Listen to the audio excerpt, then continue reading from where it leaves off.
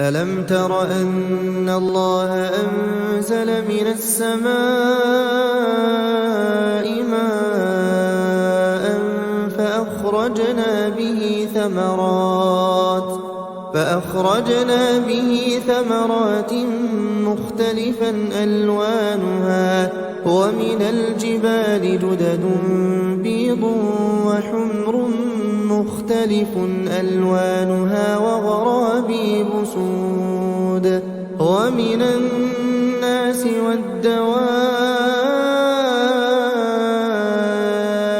والأنعام مختلف ألوانه كذلك إنما يخشى الله من عباده العلماء